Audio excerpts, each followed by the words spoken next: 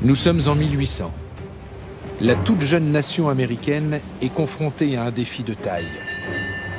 Elle est menacée par un ennemi qui donne du fil à retordre à l'Occident depuis plusieurs siècles.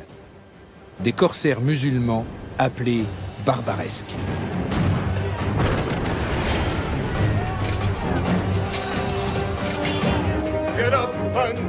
Stephen Decatur, jeune officier et tête brûlée, est chargé de sortir son pays de ce mauvais pas.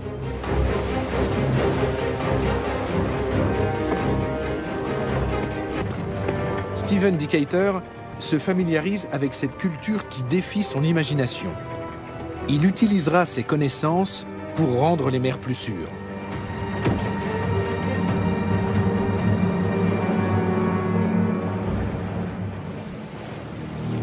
Retour au milieu du XVIIIe siècle. Comme tous ses contemporains, le capitaine Jean-François Prépeau est prudent lorsqu'il croise en Méditerranée. Cette frégate dans la brume est-elle un navire français? Ou appartient-elle à des corsaires musulmans?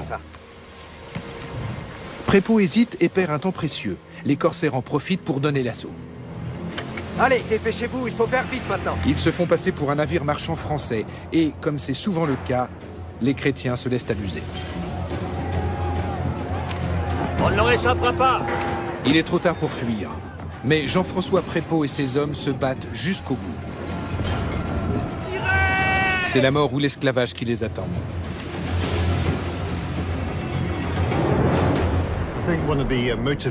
Les barbaresques sont apparus après que les Maures ont été chassés d'Espagne. Ils se sont installés en Afrique du Nord et ont consacré toute leur énergie à attaquer les navires marchands chrétiens. Voilà pourquoi il y a eu une telle augmentation des expéditions corsaires au XVIe et XVIIe siècle. Alger, Tunis, Tripoli. Les musulmans fondent une série de régences sur la côte nord-africaine et aspirent dans un premier temps à renouer avec leur activité de prédilection, le commerce.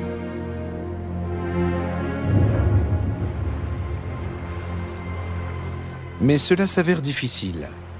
Les Européens ont de cuisants souvenirs de leurs affrontements avec les musulmans en Espagne.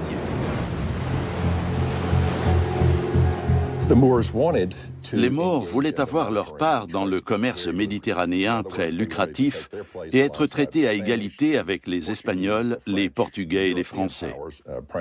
Mais les puissances européennes, particulièrement l'Espagne, ont refusé d'admettre dans leurs échanges les corsaires, ou plutôt les États barbaresques, comme on les appelait. Elles leur ont imposé des surtaxes et des réglementations impossibles à respecter. Pendant 2 siècles, ces États barbaresques ont donc dû se résoudre à piller au lieu de commercer. Les Européens se sont ainsi créés, bien malgré eux, une menace permanente.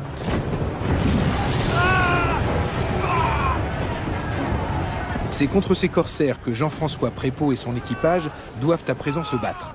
Sachant qu'il n'y aura pas de quartier, ils sont prêts à vendre chèrement leur peau.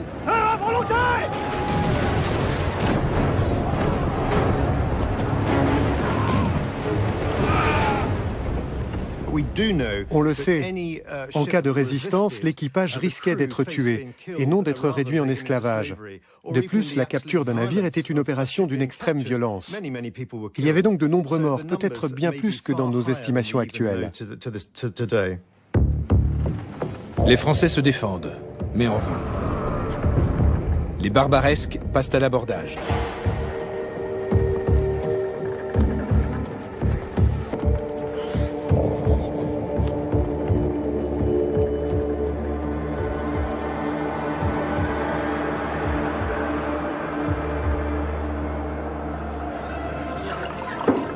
Cet épisode fait parler de lui jusque dans les tavernes de matelots aux États-Unis. Grâce aux bonnes relations entre la France et Alger, on dit que le capitaine Prépeau aurait bénéficié d'un traitement plus clément. Bien sûr. On n'a jamais vu ça. Certes, le capitaine n'a finalement pas été condamné au gibet, mais au lieu de ça, il a reçu 25 coups de bâton. Seulement, il n'a pas eu de chance, le bougre. Les coups étaient si vigoureux que Prépeau est mort 2 jours plus tard. Barbare. Espèce de misérable marin. La seule chose qu'il sache faire, c'est aborder les navires. S'ils arrivent sur votre pont, il n'y a plus aucun espoir. Le premier qui embarque sur un navire a le privilège de se choisir un esclave parmi les membres d'équipage. Bon sang. Ce ne sont pas des façons de faire. C'est scandaleux. Stephen Decatur aimerait mettre fin à ce climat de menace. En effet, les États-Unis sont en train de développer leur commerce maritime et les corsaires musulmans entravent sérieusement les échanges de marchandises. Et nul n'a encore réussi à les arrêter. Stephen Decatur y parviendra-t-il? Stephen Jr. was a sickly lad. Stephen était un enfant maladif. À 8 ou 9 ans, il a eu un grave accès de coqueluche. En guise de remède, on recommandait à l'époque l'air du large. Son père, qui était un marin, a donc décidé de l'emmener avec lui dans une traversée de l'Atlantique, pensant que ce serait bon pour les poumons et la santé de son fils. Stephen a ainsi effectué très jeune son premier voyage à l'étranger et il y a pris goût. Les États-Unis, une fédération de 13 anciennes colonies sur la côte est d'un continent gigantesque, sont un pays insignifiant lorsque la Grande-Bretagne reconnaît leur indépendance en 1783 au terme d'une guerre longue et meurtrière. Les Américains ont perdu la protection de la puissante flotte britannique et leurs vaisseaux sont la proie des corsaires.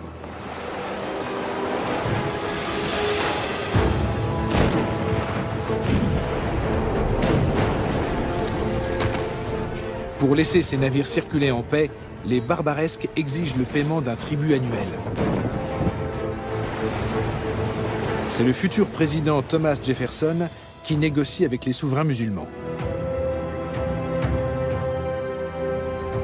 Il est choqué, comme en témoigne cette lettre. Nous nous sommes permis de leur demander à quel titre ils faisaient la guerre à une nation qui ne leur avait fait nulle offense.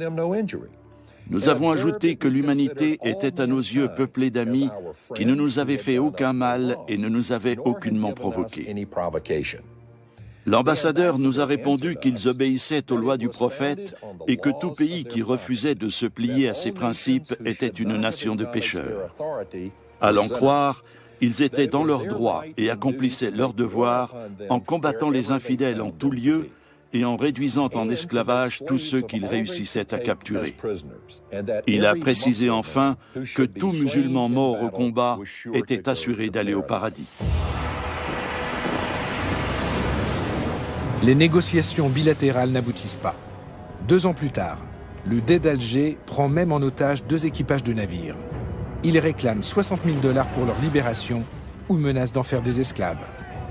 Rapporté au budget actuel des États-Unis, cette somme représenterait aujourd'hui plus de 60 milliards de dollars.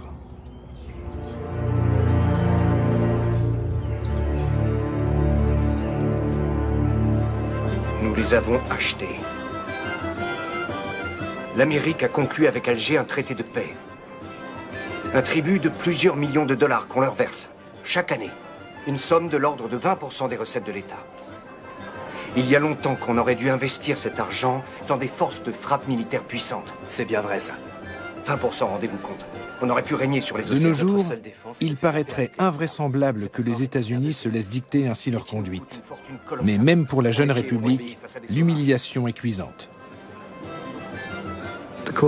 Les corsaires ont poursuivi leurs activités. Or, les États-Unis ne disposaient ni d'une marine militaire, ni d'une stratégie pour s'attaquer aux barbaresques.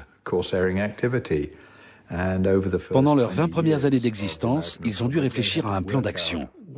L'US Navy, telle que nous la connaissons, a vu le jour dans ce contexte. Les États-Unis se fixent un objectif ambitieux, bâtir de nouveaux navires de guerre qui n'auront pas leur pareil sur les océans.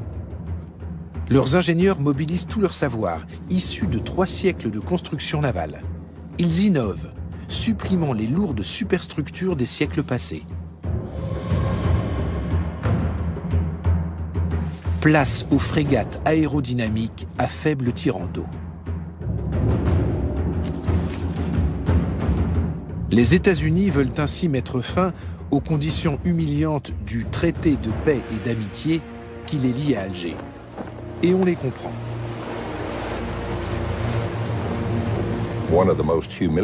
En 1795, les États-Unis ont connu un épisode particulièrement humiliant. Le Dey Hassan, le régent d'Alger, a exigé que les Américains lui construisent un navire au lieu de lui verser un tribut en espèces sonnantes et trébuchantes. Il devait livrer à Alger une frégate d'une quarantaine de canons doublés de cuivre. Le président George Washington a écrit qu'il en avait été extrêmement mortifié. Mais les États-Unis étaient faibles à cette époque, et le président a jugé que son pays n'avait pas d'autre choix que de s'exécuter. Il savait pourtant bien qu'avec ce navire de guerre, les Algériens captureraient de nouveaux vaisseaux marchands américains et européens.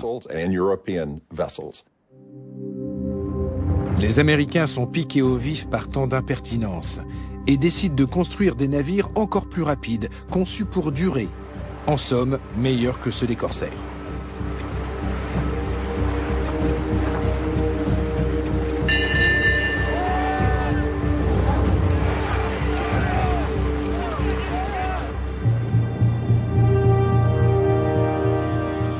L'un d'eux est encore amarré aujourd'hui dans le port de Boston, sur la côte nord-est des États-Unis.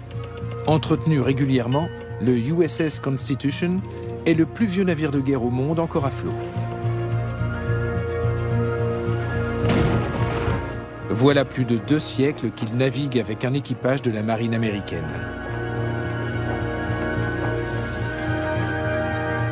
Dotée d'une puissance de feu hors du commun, cette frégate ne craint pas la concurrence des autres vaisseaux de son époque.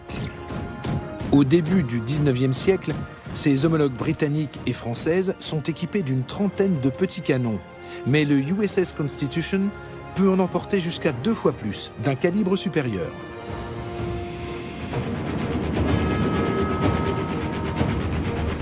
Si cette forteresse flottante est encore en bon état, c'est grâce au bois utilisé pour sa coque.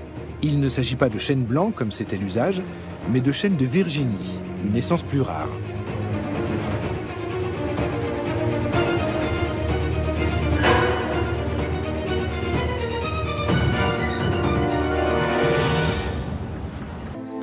Il confère à la structure du navire une solidité exceptionnelle.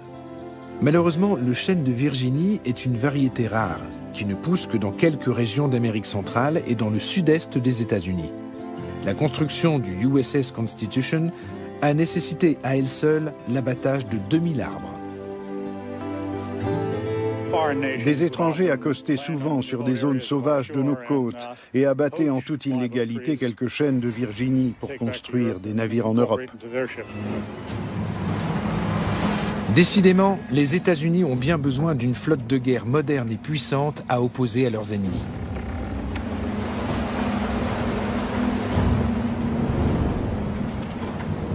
En 1801, le pacha de Tripoli pose un ultimatum.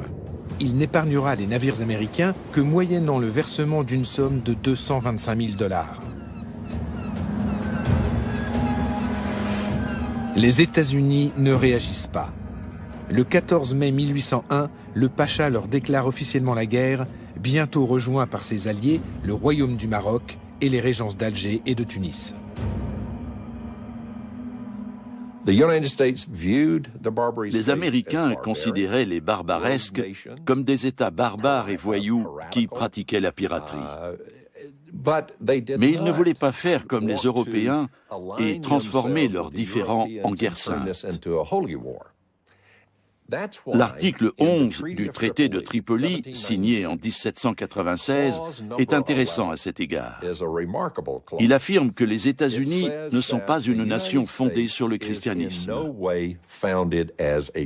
C'est une déclaration en faveur de la liberté de religion.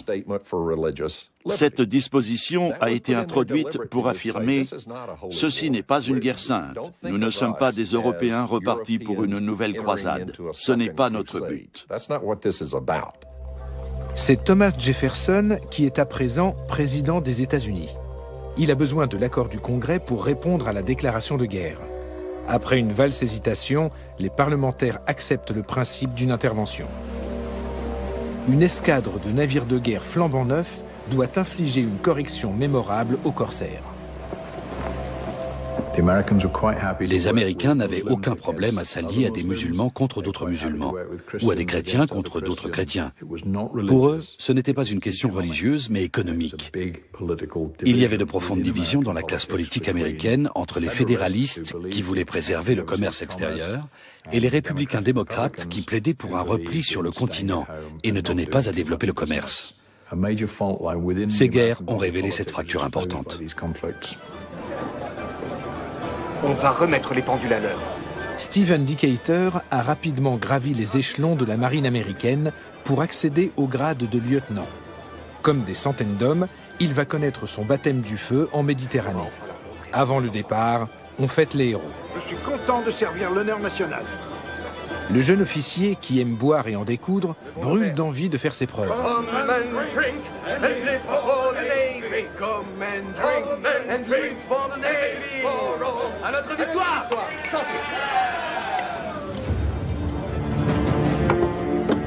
Le matin du 2 juin 1801, 4 super frégates mettent le cap sur la Méditerranée.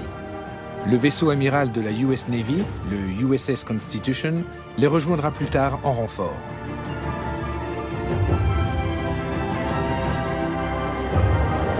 Les intempéries et les caprices du vent ralentissent leur progression. La traversée dure 7 semaines et demie.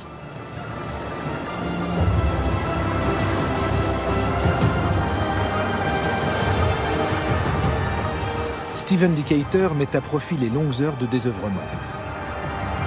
Il étudie de près les cartes maritimes les plus récentes et lit de nombreux ouvrages sur les corsaires musulmans. Merci. Vous pouvez vous retirer. Il veut en apprendre le plus possible sur les ennemis de son pays. Comment font-ils pour semer la terreur depuis plus de 3 siècles dans la Méditerranée et l'Atlantique? Stephen Decatur découvre la richesse et le raffinement de la culture islamique. Il comprend que ses adversaires n'ont rien de barbares primitifs, mais savent adapter leurs tactiques et optimiser leurs alliances.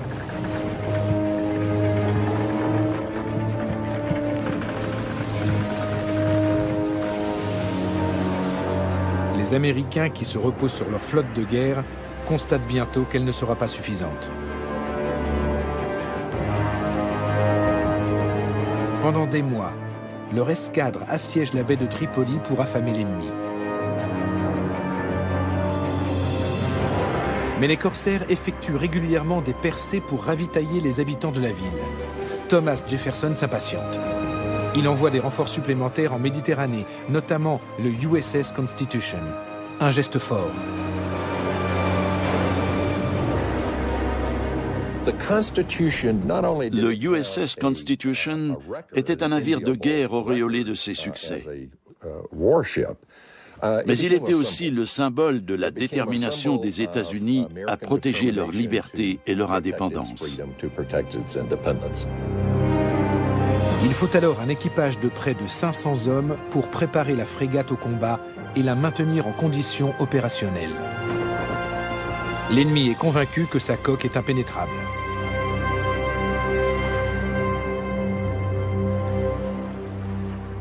On a 3 couches de bois sur environ 50 cm. Chêne blanc, chêne de Virginie et chêne blanc. 3 couches épaisses et robustes. Edward Preble commande le USS Constitution et l'ensemble de l'escadre américaine. Ces navires à faible tirant d'eau peuvent manœuvrer près des côtes. Mais la baie est parsemée de hauts fonds très dangereux et soudain, l'une des frégates est bloquée.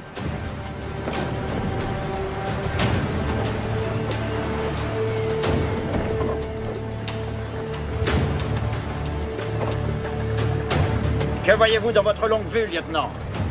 J'ai l'impression que le Philadelphia a percuté un récif qui ne figure pas encore sur nos cartes. Bonté divine, comment une telle chose peut-elle se produire?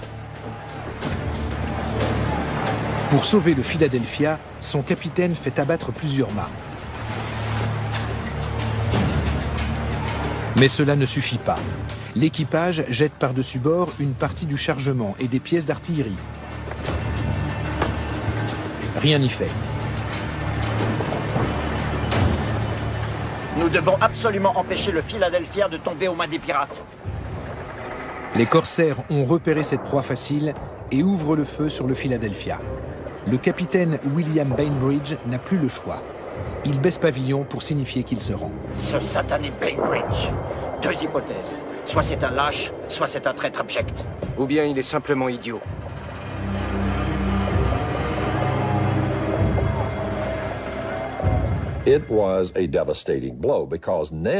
Cet épisode a été désastreux. Les Algériens avaient capturé 307 marins américains et ils étaient en possession d'un excellent navire de guerre très moderne. S'ils parvenaient à le dégager et à l'intégrer dans leur propre escadre, ils risquaient de s'en servir pour briser le blocus et piller les frégates américaines. En échange de la libération des otages, les Barbaresques exigent une somme faramineuse.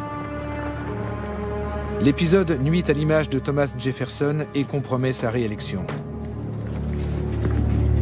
Pour couronner le tout, les corsaires repêchent les canons du Philadelphia et remettent ce dernier à flot.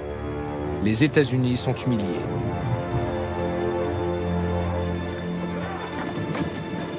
Il faut à tout prix empêcher le Philadelphia de devenir un navire de guerre ennemi.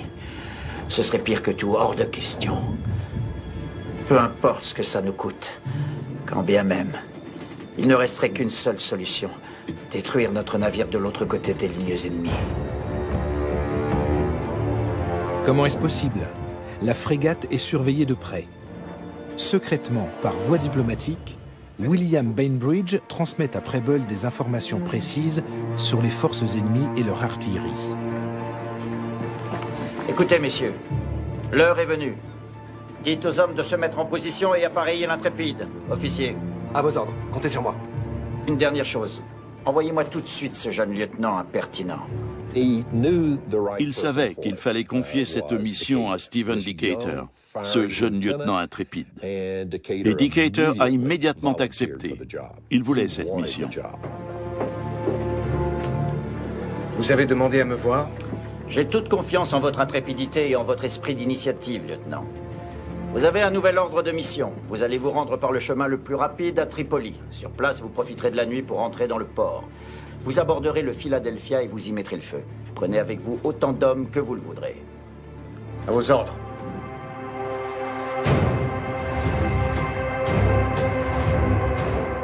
Pour cette mission suicidaire, 75 soldats, parmi les meilleurs éléments de la marine, se portent volontaires. Pendant plusieurs semaines, Stephen Decatur les entraîne à monter à l'abordage de nuit et à tuer en silence.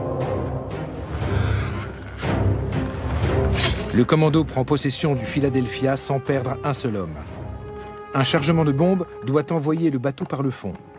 Stephen Decatur reste à bord le plus longtemps possible pour savourer le spectacle.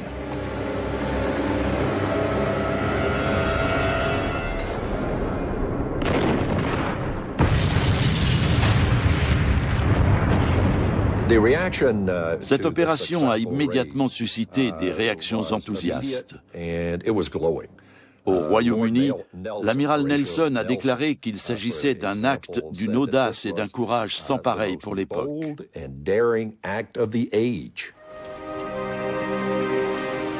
Grâce à ce coup de force, Stephen Decatur devient célèbre du jour au lendemain. Il est promu capitaine, ce qui fait de lui le plus jeune officier de la marine américaine à accéder à ce grade.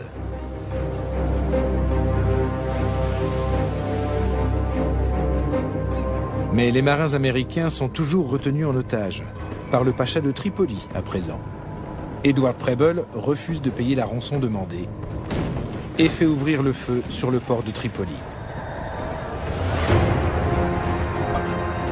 Les deux camps finissent par signer un traité en 1805. Moyennant une rançon, les navires américains pourront circuler librement.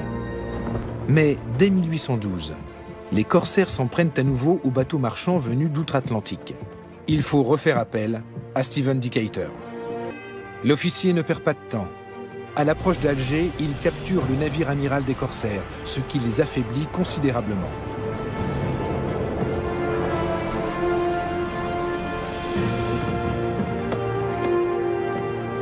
Puis il positionne ses frégates et menace de réduire la ville en cendres si le souverain ne capitule pas.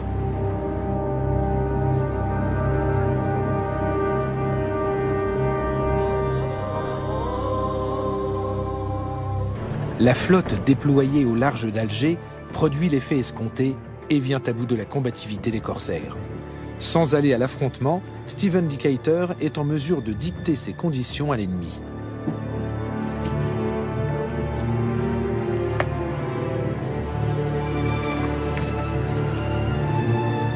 Le 3 juillet 1815, l'envoyé d'Alger, Tunis et Tripoli signe un traité avec les États-Unis à bord d'un navire américain.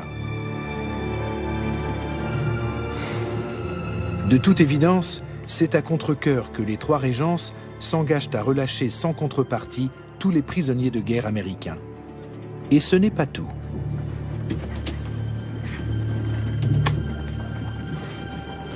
Elles doivent aussi payer des réparations de guerre, renoncer à percevoir un tribut des États-Unis et à capturer leurs navires.